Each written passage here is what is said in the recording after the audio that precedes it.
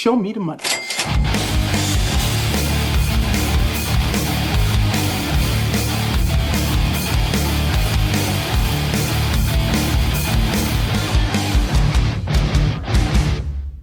Quando meu pai começou pra mim em 2008, eu não fazia a menor ideia quem que ele era perante o mercado. Eu sabia que era uma pessoa muito admirada, enfim, que entendia muito do assunto, mas eu não fazia a menor ideia.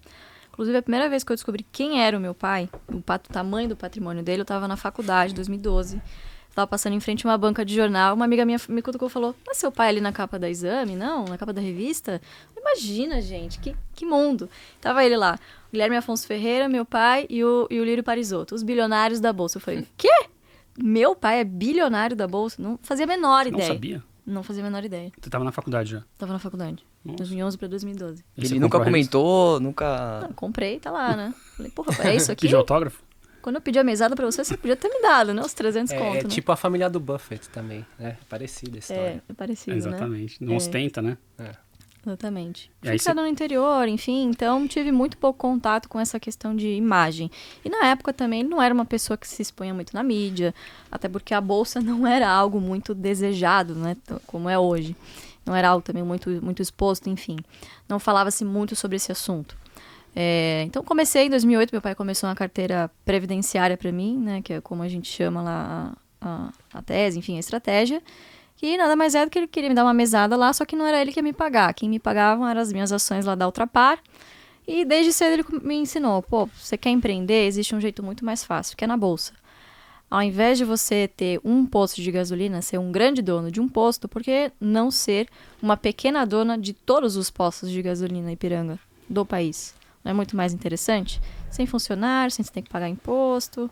Muito mais interessante, né? Então, desde pequeno ele foi me introduzindo nesse caminho aí. Enquanto nossos pais contavam a história da Chapeuzinho Vermelho, Piada. a Luiz Barros estava ouvindo a história, o conto de fada dos dividendos, que nesse caso é verdadeiro, né? Exatamente. É quase que um capítulo de um livro por dia, né? Então, eu acho que cada dia do ano era um capítulo novo ali de alguma aula diferente que você tinha ali. Sem dúvida, sem dúvida. E sempre foi um aprendizado de educação financeira muito, muito importante para mim, que acho que hoje os pais, né, podem replicar e devem replicar, né? As crianças estão cada vez mais antenadas, enfim, precisam saber sobre esse assunto, né?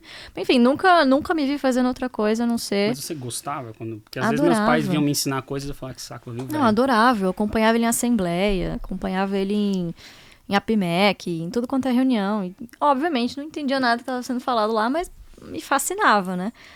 O fato do meu pai ter essa representatividade. Então, eu vi ele sendo levanta, pergunta, né, interação. Então, isso sempre fez parte aí do nosso dia a dia. É parecido com a história do Buffett de Petrochina, você sabe dessa história? Não. Manda ver. O Buffett, né, perguntaram pra ele, pô, da onde você achou essa ideia de Petrochina? Aí ele respondeu a seguinte coisa, ele falou, pô, algumas pessoas vão no banheiro e leem Playboy. Eu leio relatórios anuais. E eu achei uma modelo bem bonita aqui nessa Petrochina. Meu Deus, será que é verdade isso aí? Não duvido, não. Nem um pouco. Bom, mas você gostava das histórias? Isso foi com que idade, mais ou menos? Desde pequena. Desde antes de até começar a carteira pra mim, ele já me levava nessas reuniões. Uhum. E aí eu decidi realmente, quando eu ia entrar na faculdade, quero fazer economia e seguir os seus passos aí, pai, vambora. E tem alguma reunião ali que tenha te marcado? Por algum evento que deu? Olha, eu me lembro muito de uma reunião que teve do Santander, foi um quebra-pau desgraçado, que especulava-se na época, em 2010, 2011, que ia fechar a capital. Puta, uma briga danada. E eu lembro que meu pai foi assim, uma das pessoas que bateu e falou, não vai fechar a capital, vamos lutar, o banco, né, vamos persistir e tal. E o banco acabou ficando e foi o primeiro bilhão, inclusive foi a posição que ele montou em Santander. Na época, 11 centavos, né? Por conta de todas essas especulações, enfim, problemas de governança muito grande, né? E ele montou uma posição no banco, ficou e foi o primeiro grande push aí. Eu acho que o gestor tem que ter bom senso e saber administrar risco. Eu diria dessa forma, assim, para você falar, as principais, e bom psicológico.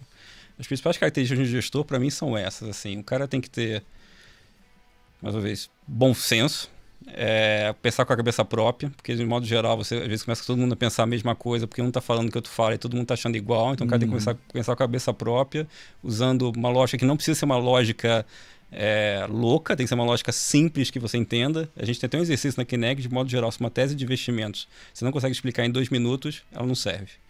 É muito mais difícil você explicar uma tese de investimento em um slide de 2 minutos do que em 100 slides de 2 horas. 100 slides de 2 horas pode contar todos os milhões de detalhes do mundo, mas saber do que de fato interessa é muito mais difícil. Eu acho que isso é uma questão crítica, assim. Você pode olhar, mais uma vez, tem muita informação e tem muito ruído. Você saber se diferenciar a informação do ruído e trazer o que interessa para a pessoa é um desafio muito maior. Então a gente fala lá que, na verdade, a maturidade de um call, ele vem na capacidade de você resumir a sua visão. Menos é mais. Muito mais. Então é isso. Assim. Então acho que o cara tem que ter bom senso e saber administrar risco e tem que ter um pouco do psicológico lá. Você conhece o Rui, ela trabalha com a gente, que ele sempre fala o exemplo da Fórmula 1, assim, aquela fase maravilhosa do Ayrton Senna lá, que sempre conta, que é aquilo, né? Você está dirigindo o carro de Fórmula 1, você viu uma passagem, se você não entra naquela passagem, que no caso no mercado financeiro seria uma oportunidade, você pode fazer qualquer coisa da vida, mas piloto de Fórmula 1 você não é mais. Então o gestor tem que ter um pouco disso, tem que ter aquela sangue nos olhos de tentar ver uma oportunidade, quando vê a oportunidade ele entrar com aquela oportunidade e saber ter a humildade de reconhecer quando ele estiver errado. E saber também ter a capacidade de aguentar a posição do contra quando ele acha que está certo e não acha que não é o erro, né? Porque não é fácil. Quando você está perdendo dinheiro, é quase físico o seu corpo te pedindo para você parar aquele sofrimento, entre aspas, que é você estar todo dia sangrando lá numa posição. Então, eu acho que é um pouco dessa combinação. Esse Morgan Housel, que escreveu o livro A Psicologia do Dinheiro, né? Em português chama Psicologia Financeira. Psicologia financeira? Já tinha uma Psicologia do Dinheiro, daí... Que em inglês é... Em inglês é Psychology of Money, em português virou Psicologia Financeira. E tem 3 coisas básicas, assim, que ele fala, né? A primeira é que o otimista, ele vence no longo prazo, mas, obviamente, né? Você precisa se preocupar com o curto prazo para você chegar bem no longo prazo, né? Você tem que sobreviver, você não pode morrer pelo caminho. A segunda coisa que ele fala soa mais inteligente, né? Você ser pessimista. Você apontar isso, apontar aquilo, você leu, você fez, você investigou, não sei o quê. E parece que você está mais atento às coisas, né? E o otimista não, parece aquele cara ingênuo, né? Bobão, que a qualquer momento vai ser atropelado. E o que o Morgan fala é: poupe como um pessimista e invista como um otimista. E a terceira coisa importante é o tempo, né? No caso de investimentos, o tempo joga a favor. A gente até brinca lá na Dália, né? Que o melhor trade é aquele que nunca acaba. E é isso, assim, 90% da carteira na Dália é a mesma, desde o primeiro dia. O Stuberger, fundo verde. O fundo tem o quê? Uns 20 anos? 97. Mais ou menos. Um pouquinho mais até. 23 anos. Tá na cota 200. Imagina se a gente estivesse no ano 40 do fundo verde. Onde estaria a cota de 200? O Buffett, ele tem o que? Uma fortuna de 85 bi de dólar, né? 84 bi ele gerou depois dos 65 anos de idade. Ele está com 91. Então, o que é? E quando a gente pensa também na Bolsa Americana, nos últimos 50 anos de S&P, a Bolsa subiu 80% do tempo. Então, o que a Dália tem de comum, né, ao Stuberger e ao Buffett, além do tempo? O tempo jogou a favor. A gente com 3 anos, o Stuberger com 20, o Buffett com 50 anos aí de carreira em investimentos. Além do tempo, o que nós 3 temos a favor? Otimismo. A gente acreditou no progresso. Quando você acredita no progresso, na ciência, na tecnologia, na humanidade, no longo prazo vai estar tudo bem, né? Então, provavelmente há 20 anos atrás, e o Buffett, o Stuberger há 20 anos atrás e o Buffett há 50 anos atrás, eles acreditaram no progresso. É claro, tem o curto prazo, que chacoalha, que sacode, que acontece, mas quando você pensa em janela de longo prazo, tudo fica bem. Então, a gente aqui agora, hoje, 2021, a gente também acredita no progresso. A gente acredita na ciência e, principalmente, versus 50 anos atrás, a gente acredita na tecnologia. A tecnologia é a solução para muita coisa, né? Hoje, quando a gente pensa no progresso, no longo prazo, qual que é o maior desafio nosso? é manter o planeta, né? Ninguém ficar aqui torrado daqui a 20 anos. O Salomone poder ter filhos e conhecer seus netos. Então, o desafio para o progresso à frente é a questão climática. E a tecnologia, a vontade política e o tempo vai levar a gente lá. E mais uma coisa assim, que eu acho importante também, além do tempo, da vontade política, né? E da tecnologia, endereçar essa questão da perpetuidade, né, de nós, a questão da geração de vocês, os millennials, né? Olha que legal, os millennials hoje já são que é, assim, dando, né, para explicar, minha mãe não deve saber o que é um millennial, mas são as pessoas que nasceram depois da década de 80, né? Então eu não qualifico, tá? Nem eu, tá?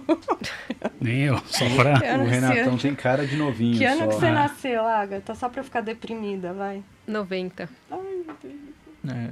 Ela não viu o Collor ser eleito. Isso eu vi. Nossa, eu quase fui um cara pintado. Eu fui cara Você pintada. foi? Eu fui só falei, não quero não, vou jogar videogame, mas legal. Fui cara pintada. Eu saí do cursinho, do Etapa, lá na Rosa. Os millennials não sabem nem o que é cursinho, né? É. Mas enfim. Então, Como 58%. assim? Tem cursinho até hoje. Não, eu sei, mas é que era uma coisa mais importante na vida É. das outras gerações. Mas enfim, Apostila de A Etapa. nossa geração ficou É mais que- inteligente, não precisou de cursinho. Não, é que essa geração agora qualquer um vira blogueirinho, fica postando coisa, ganhando não, é porque recebidinho. tem mais universidades, tem mais Não universidades precisa mais decorar a baratas. tabela né? periódica, né? Que na minha época não tinha Google. Não, mas calma que a gente já estamos pulando etapas, estamos chegando no vanádio já, mas isso é uma próxima tese. Você estava dizendo dos milênios. Os Estava millennials. explicando para sua mãe o que são os milênios. Millennials são as pessoas que nasceram depois de 1980. Então, são os jovens. Hoje, 58% da população mundial é de millennials. A previsão é que em 2030 seja 72% e em 2040 85% da população mundial será millennial. O que é legal disso? Primeiro, eles vão herdar 68 trilhões de dólares. Dos boomers. Olha isso, tá vendo? Vocês estão bem, hein? Vocês vão herdar aí um dinheiro dos pais e avós. Mais ou menos. Ele não é millennial, não vai herdar. E a questão da geração, assim, é muito mais preocupada com o meio ambiente, com o consumo consciente, sustentável, qualidade de vida. Que mais que você se preocupa? Com a saúde. Vai ter menos filhos. Vai ter menos filhos. Mais Com pets. Então, assim, quando você combina essas coisas, de novo, a gente vai chegar lá, o progresso vai acontecer e no longo prazo estaremos, diferente do que Keynes dizia, né? No longo prazo estaremos todos mortos, estaremos mais felizes no longo prazo. Agora, você passou anos sem investir em petróleo, tá? Você demonizou o petróleo. Você começou a dizer que o carvão, e que é verdade, tá? É o combustível mais poluente para CO2, para efeito estufa, para global warming. Você demonizou o carvão. Tá? Aí você criou uma necessidade enorme de gás natural para poder substituir esse carvão. Tá? Você passou a investir pouco em carvão, a investir pouco em petróleo, e gás natural é um inferno. Porque, diferente do petróleo, que eu boto no petroleiro e levo para qualquer lugar do mundo, eu tenho que fazer um processo de liquefação do gás natural, eu tenho que ter um navio especial para levar esse gás natural, eu tenho que ter um porto do outro lado que faça o processo contrário para esse gás ser distribuído. E diferente do petróleo, já é mal distribuído no mundo. O gás natural é terrivelmente mal distribuído no mundo. Então, eu tenho essa necessidade de levar de um lado para o outro. E em algum momento, o mundo, eu acho que não percebeu, tá? Isso a gente tem falado há bastante tempo. Aliás, a gente até tem apanhado um pouco sobre isso, porque o pessoal ESG às vezes bate, mas eu sempre falo, ESG, a palavra principal é o responsibility, social responsibility. Tá?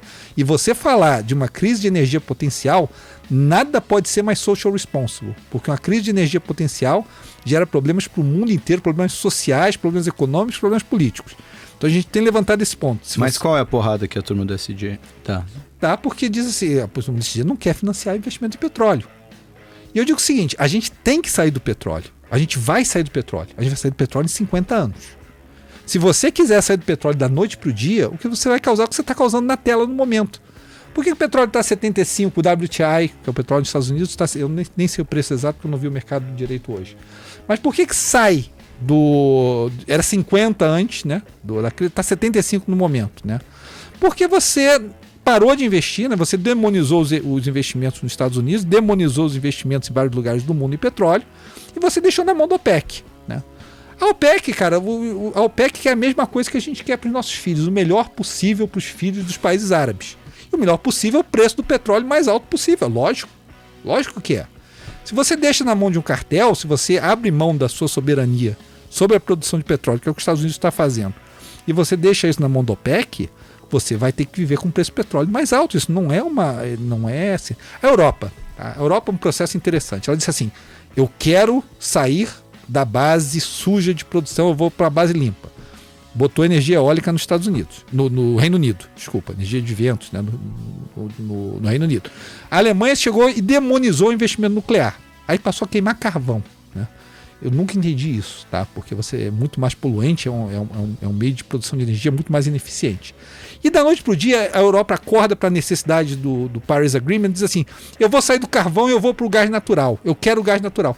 Guess what? A Europa não produz gás natural, ela produz 1/5 do que ela consome, tá? De onde vem o gás natural? Vem da Rússia, vem do Catar, vem de geografias que não são geografias que o Oeste normalmente goste de precisar, né? E a Europa se colocou nessa situação. Dentro de um envelope ESG mal pensado, tá? Porque eu volto a dizer, social responsibility é o fundamental de qualquer processo, tem que ser, tá? A Europa se colocou num processo em que coloca em risco a sua segurança energética, né, e o preço do gás natural está explodindo. É só você ver na tela no momento. É exponencial, ele está explodindo. Porque você não tem.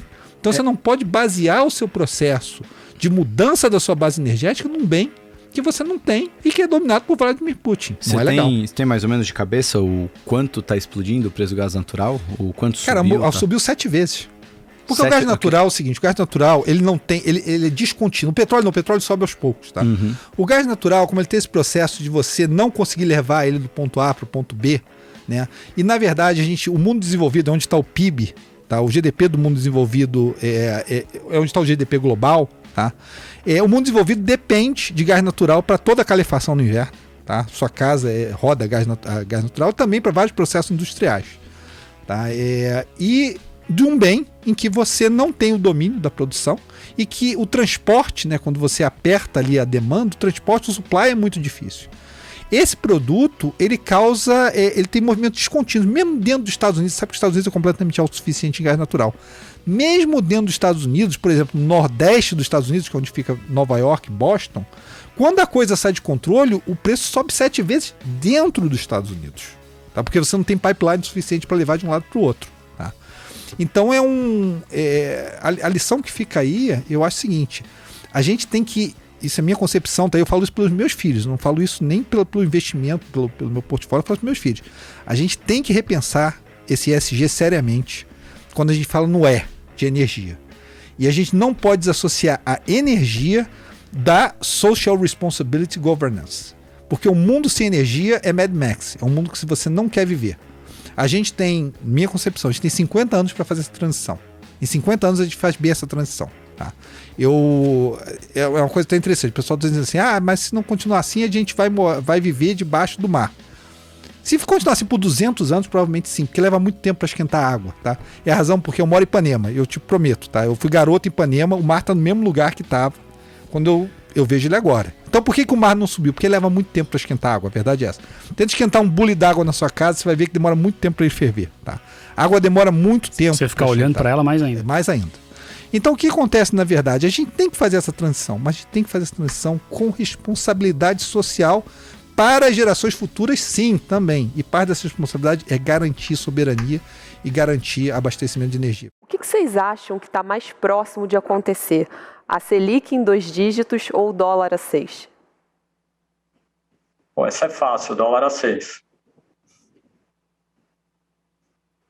Não sei se o Luiz tem essa mesma convicção que eu. Eu tenho razoável convicção que o dólar a 6 é muito mais provável que a Selic a 10.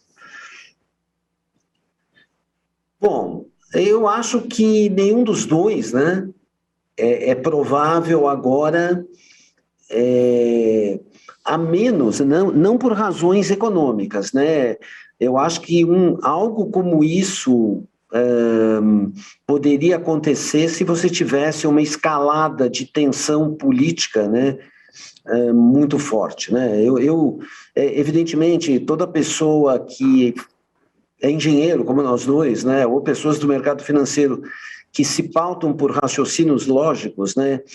Eu tenho muita dificuldade de entender a estratégia do presidente Bolsonaro em relação a escalar a tensão com o judiciário, porque, no limite, eu acho que você pregar para convertido, né, não adianta muito, né? Supondo, assim, esses 24%, né, de apoiadores hard bolsonaristas que em todas as pesquisas de intenção de voto espontânea, né, que acho que nessa época do ano que as pessoas ainda não estão muito preocupadas com a eleição, é o que vale, né? Não é estimulada, é espontânea.